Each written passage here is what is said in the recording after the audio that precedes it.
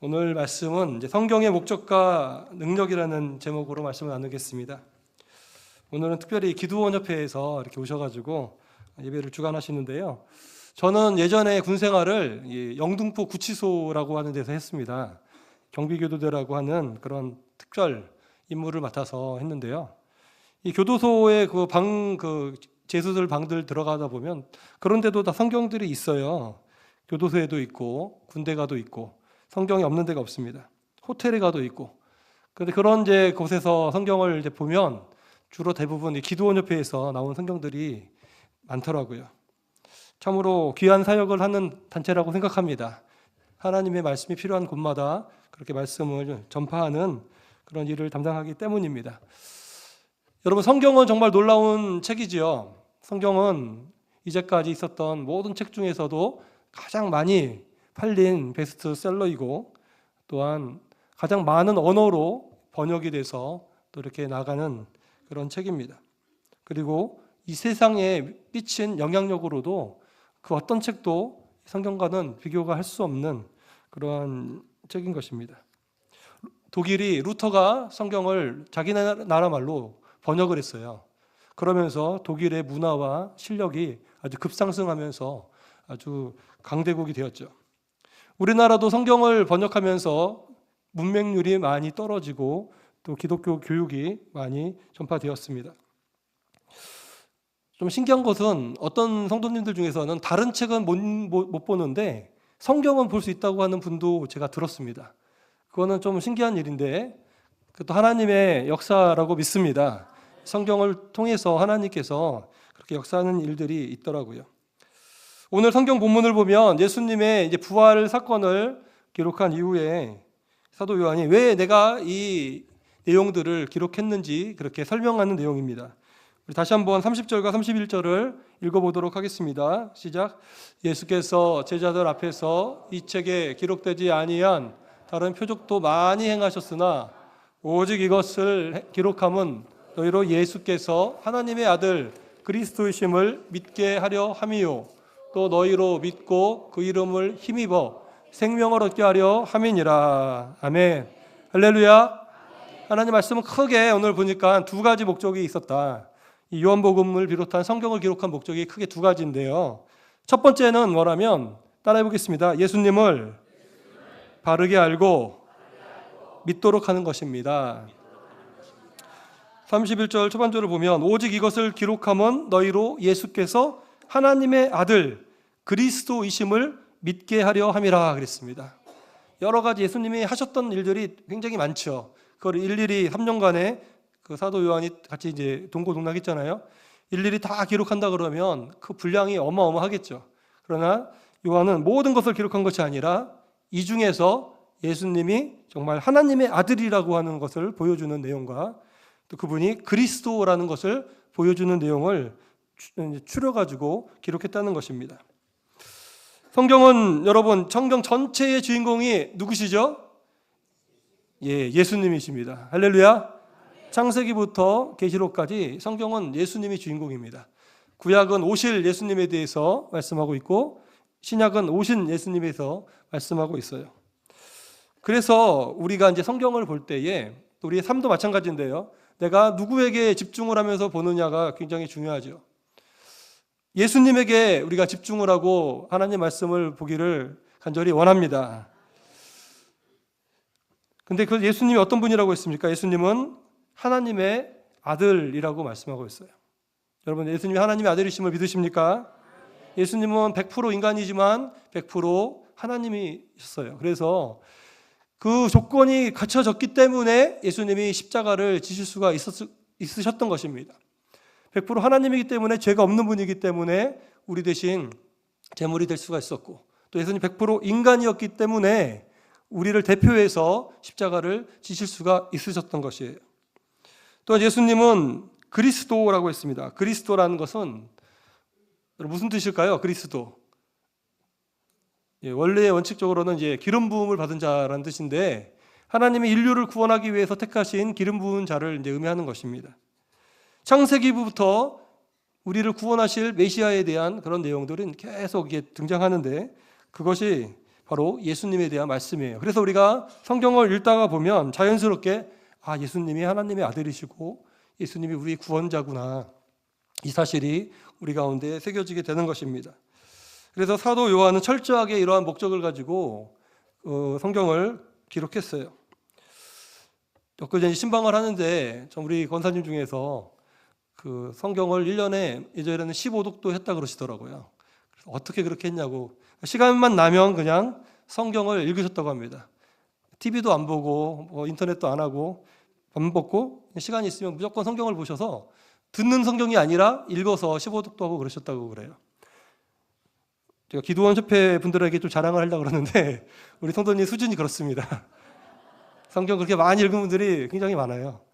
저보다 더 많이 읽는 분도 많이 있습니다. 할렐루야. 성경을 많이 사랑하기 때문에 우리 하나님께서 여러분을 붙잡아 주시고 우리 교회를 인도해 주신 줄로 믿습니다. 이 요한복음을 기록한 두 번째 목적이 31절 후반절에 나와 있는데, 그것은 우리가 믿고 예수 이름으로 바로 구원, 생명을 얻도록 하기 위함이다 그랬어요. 31절 후반절을 보면 이렇게 말합니다. 또 너희로 믿고 그 이름을 힘입어 생명을 얻게 하려 함이라 그랬어요. 성경을 기록한 목적이, 이 성경을 보니까 예수님이 하나님의 아들이요 그리스도라는 것이 믿어지고, 그러면 그 이름 때문에 생명을 얻게 된다, 영생을 얻게 된다, 구원을 얻게 되는 줄로 믿습니다. 여러분, 성경에는 정말 그런 놀라운 살아 움직이는 역사가 있습니다. 제가 이제 어렸을 때 개척교회, 아버지 개척교회 했을 때, 그때 이제 당시에 문진태 전도사님이라고 교도소를 다니면서 그 찬양 사역 하셨던 그 전도사님이 계셨어요. 돌아가셨죠. 오래전에 돌아가셨는데 사모님하고 같이 그 사역을 하셨는데, 저희 교회 그때 개척교회 있는데도 오셔가지고 같이 오랫동안 도와주시고 그러셨어요. 근데 그분 간증을 여러 번 들었는데 그분이 아주 흉악범이었습니다. 아주 가난한 그런 환경에서, 좋지 않은 환경에서 자랐고 삐뚤어진 마음으로 정말 인생에 대한 분노로 인해서 아주 흉악한 그런 일을 했고, 어렸을 때부터 이렇게 나이트나 이렇게 노래 연주하는 이런 데서 일하면서 음악은 거기서 배운 거죠. 색소폰이랑 여러 가지 악기를 배웠어요. 그런데 어쨌든 그분이 이제 감옥에 이제 가게 됐는데, 심지어는 거기서도 잔인하게 종류세수를 찔러가지고 거기서 독방으로 이제 들어가게 됐습니다. 그런데 그분이 거기서 성경을 읽게 된 것이죠. 독방에 들어가서 성경만 읽게 됐는데, 그 주변에 이제 또 더 흉악했던 어떤 그 전설적인 그 사형수가 또 변화되고 이런 것들도 옆에서 보시면서 도전이 돼서 그분도 독방에서 성경을 계속 본 거예요. 그러나 여러분, 성경을 보면서 변화가 된 줄로 믿으시기를 바랍니다. 성경을 보면서 흉악범이 목사님으로 바뀐 거예요. 그분이 나중에는 목회자가 되셔서 교도소마다 다니면서 찬양 사역 하시고 그렇게 교도소 사역을 하셨어요. 그러면서 그렇구나, 성경은 정말 세상은 다 포기한 사람일지라도 구원할 수 있는 능력이 있구나. 할렐루야. 믿으시기를 바랍니다. 저와 여러분도 마찬가지예요. 이 성경을 가까이 하면 우리는 생명에 가까워지는 것입니다. 성경을 가까이 하면 우리는 살아나는 것입니다. 마지막으로 이 성경에는 이렇게 우리에게 그 영적인 축복도 있지만 또 이 세상을 살아가는 현장에 대한 그런 하나님의 축복도 말씀 가운데 주어지는 것이에요. 성경을 가까이 할 때 하나님은 우리에게 복을 주신다라고 말씀합니다. 시편 1편 2절을 같이 읽어보겠습니다. 시작. 오직 여호와의 율법을 즐거워하여 그의 율법을 주야로 묵상하는도다. 어떤 사람이 저렇다는 거예요? 앞에 이제 붙어 있어요. 뭐가 빠졌어요. 똑똑하신 분이 있습니다. 지금 복 있는 사람은, 그 복 있는 사람은 어떤 사람이라고요? 오직 여호와의 율법을 즐거워하며 그의 율법을 주야로 묵상하는 자다 그랬어요. 할렐루야. 여러분, 말씀을 즐거워하고 밤낮으로 깊이 생각하는 사람은 어떤 복이 있다고 말씀합니까? 시냇가에 심은 나무와 같이 철을 따라 열매를 맺고 잎사귀가 마르지 아니함 같다 그랬어요. 할렐루야. 하나님의 말씀을 가까이 할 때 저와 여러분의 인생 가운데 열매 맺는 삶을 살아가는 줄로 믿으시기를 바랍니다. 또 여호수아 1장 8절 마지막으로 보겠습니다. 같이 읽어보겠습니다. 시작. 이 율법책을 내 입에서 떠나지 말게 하며 주야로 그것을 묵상하여 그 안에 기록된 대로 다 지켜 행하라. 그리하면 내 길이 평탄하게 될 것이며 내가 형통하리라. 아멘. 여호수아에게 주신 말씀인데요. 두려워 떠는 여호수아, 모세의 뒤를 이어서 이스라엘 민족을 이끌어가야 되는 중차대한 사명을 받았는데 너무 걱정이 되는 거죠. 그러나 하나님은 뭐라고 말씀하십니까? 이 율법책을 너가 입에서 떠나지 말게 하라. 그리고 그것을 주야로, 똑같죠? 아까 시편하고 밤낮으로 그것을 깊이 묵상하라. 그 안에 기록된 대로 다 지켜 행하라. 그리하면 내 길이 어떻게 된다? 평탄하게 된다. 여러분, 인생이 너무나 힘듭니까? 장애물이 많고 괴롭힙니까? 넘어지게 만듭니까? 말씀을 가까이 하실 때 주님이 평탄하게 만드실 줄 믿습니다. 장애물을 제거해 주실 줄로 믿습니다. 또한 내가 형통하리라 그랬어요. 형통이란 말은 영어로 success예요. 성공이란 뜻이에요. 저와 여러분의 인생이 하나님 보시기에 성공적인 인생이 될 수 있도록, 여호수아의 인생이 그 사명을 성공적으로 감당할 수 있도록 하실 수 있는 방법이 바로 하나님의 율법을 가까이 하고 묵상하고 지켜 행하는 것인 줄로 믿습니다. 이 말씀이 그렇게 귀한 말씀이고, 아마 이제 기도원 협회에서 설명해 주실 테지만 그 일을 위해서 협회에서 오신 걸로 알고 있습니다. 사랑하는 여러분, 성경에 능력이 있음을 믿으시기를 바랍니다. 구원을 주심을 믿으시기 바랍니다. 예수님을 알게 하심을 믿으시기 바랍니다. 이 땅에 우리에게 성공적인 인생으로 우리를 인도하심을 믿으시기를 바랍니다. 그래서 이제 올해 우리가 이제 벌써 4월이 되었습니다.